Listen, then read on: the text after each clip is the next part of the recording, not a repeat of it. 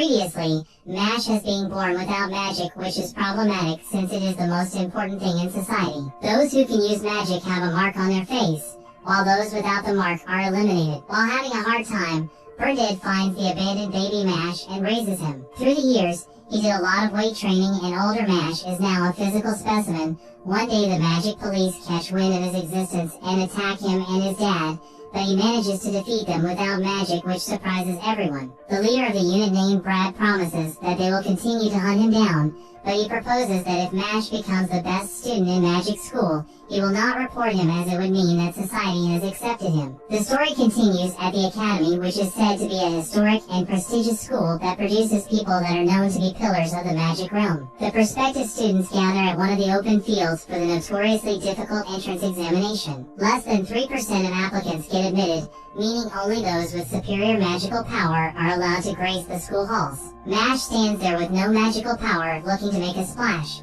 While the students prepare, Lucci decides to get an early look at the year's applicants. He notes that a few of the candidates are from higher society, which makes him happy given the prestige of the school. But his thoughts are getting distracted by a clanging sound that begins to irritate him. Lucci scans around to find the culprit, and he's frozen in shock to see Mash lifting such ridiculous weight. He's also confused that someone would be pumping iron just when they are about to start the exam for magic school. Lucci calms himself down and immediately labels Mash as a slacker.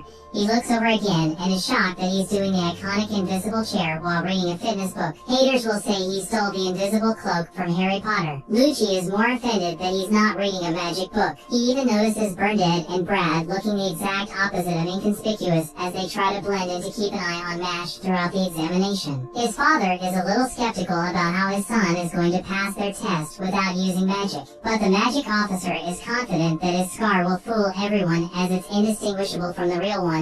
All Mash has to do is pass the tests. Lucci does not think much of it, but he doesn't expect him to go further. Lucci's voice is projected across the area, welcoming everyone while Mash eats his cream puffs, wondering what kind of test he's going to have to do. He appears stylishly with a burst of flames, which impresses everyone. Lucci announces that he will be overseeing their examination. The students get both intimidated and happy as he's the 7th best up-and-coming mage. They continue to give him more hype, stating that despite his young age, he has mastered a lot of advanced spells. Lucci twitches in excitement, wanting them to praise him more. Mash kills his hype by commenting on his lame entrance. That comment annoys Lucci, who makes the promise to fail him. He announces that the first examination will commence as he makes seats appear from the ground and summons paper and feathers for them to write. The students begin to get excited because they have never seen this type of magic before. Mash acts like a stoplight for the hype train when he points out that he could have just taken them to an already prepared room for the test. This second comment makes Lucci promise to end him for his transgression. He again brushes off Mash's comments because he believes Mash will not last long. The students take a seat at their respective places and are told that they have 30 minutes to complete the test. They all turn their papers over and are surprised to see the questions squirming around the page. Lucci reveals that he has enchanted the papers with magic, so to pass the exam they must dispel the enchantment and line up the questions. Burnett is not confident his son can pull this one off. Even Brad starts to second-guess his proposition. Meanwhile, Mash kindly asks the letters to stop moving across the page, but nothing happens, so he snaps his pen in frustration on his second time asking. The words get intimidated and quickly arrange themselves. His people can't believe what they are seeing. He takes his paper to Lucci to inspect, and the examiner is surprised that he managed to complete the task. Mash continues to use his freakish physical capabilities to pass more of the tests, which puts everyone in a state of disbelief. Lucci watches on, frustrated that a slacker like Mash is still around.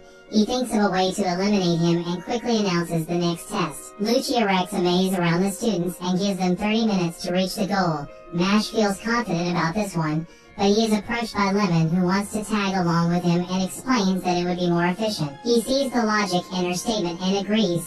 As they navigate, she falls into the majority of the traps, which makes him think twice about teaming up with a useless Lemon. While his guard is down, she apprehends him with a handcuff spell and reveals that she has been deceiving him. Her true aim is to keep him away from the goal. She is shocked to see him casually break the cuffs and leave because he also has his reasons why he must reach the goal. As she plans her next move, a giant monster asks her a riddle, but she's unable to answer because she's so terrified. She tries to attack with her wand, but the Egyptian monster knocks it out of her hand and counters when her time is up. However, Mash comes to the rescue and knocks it out with a clean punch. She's baffled as to why he came back to save someone who just tried to hinder him. Mash explains that he noticed that her reason were similar to his, so he felt sorry for her. Because of the delay, she expresses that they might not make it to the goal on time. The other students who made it out congregate waiting for the timer to end.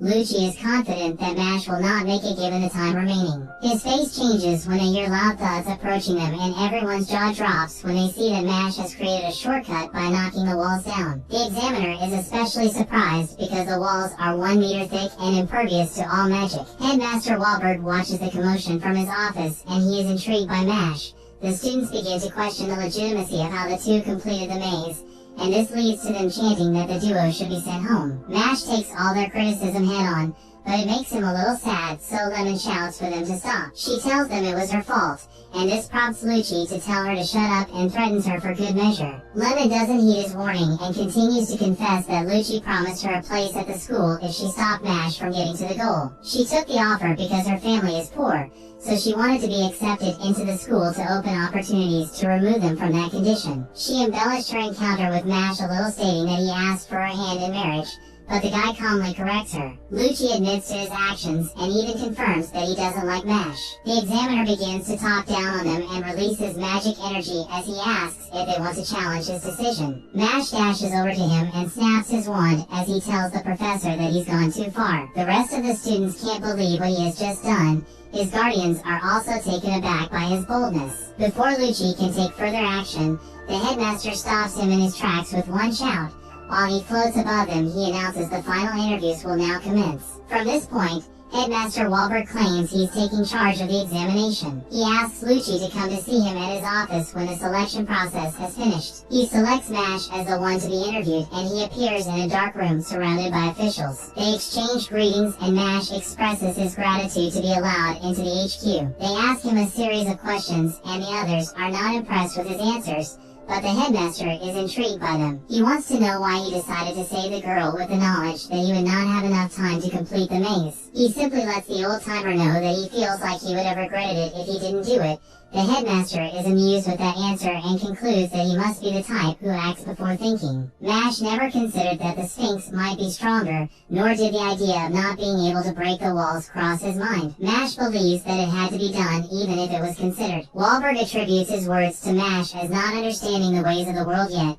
Beta Dumbledore explains that many creatures exist in the world that are stronger than him. He wonders if he could keep the same logic and take the same course of action when he's faced with something that overwhelmingly outpowers him. As the headmaster makes this statement, he uses himself as an example and releases a sinister aura before casting an ominous-looking spell. Even the teachers are terrified by the magical power. The spell begins to activate as the monster cranks down a pointed blade tip towards a doll. Mash calmly wants to know what stands before him. Walberg explains that it is an ancient spell that transfers the soul of the target's most cherished people into the doll. Berndid suddenly faints to the floor as his soul is transferred. If the knife were to stab into the soul-filled doll, that cherished person will never return to their body. Mash begins to punch the blade trying to stop it, but it doesn't move and it causes great damage to his hand. The teachers watch in shock as Mash lodges his hands between the blade and the doll, which halts it. Even the headmaster is a little surprised by his actions. The young man states that Walbert can't maintain his spell forever,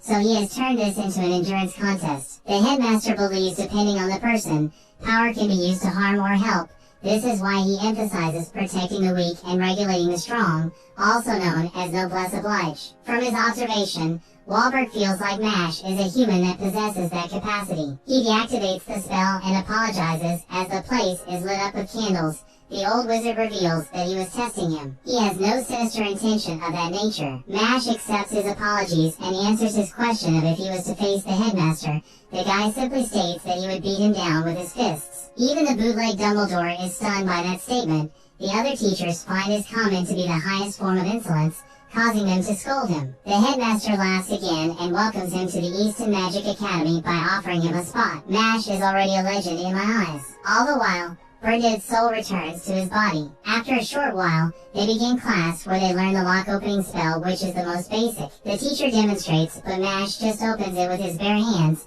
The tutor gets irate that he used brute force to break the lock, which did not open it. She reminds him that he's here to learn magic. She is shocked when Mash explains that he's not good with magic.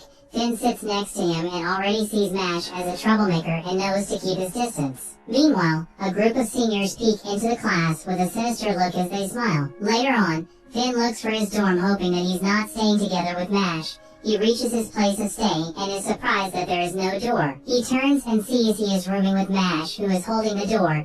This is not his ideal situation. The two introduce themselves and Mash just warns him that he might cause trouble because he doesn't understand how things work yet. He changes into his workout gear and begins to introduce his muscles, which Finn finds strange. Now that the ice is broken, he asks how to become the Divine Visionary. Finn explains that one has to collect gold coins by excelling in tests, coursework, extracurricular activities, and school life. Silver and bronze are awarded for lesser performances. No matter how many gold coins one collects, if grades are not kept up each semester, one will be suspended. After hearing this, Mash holds his head in despair, but he snaps out of the mindset quickly and offers Finn a cream puff to cement their friendship. That brings the episode to an end.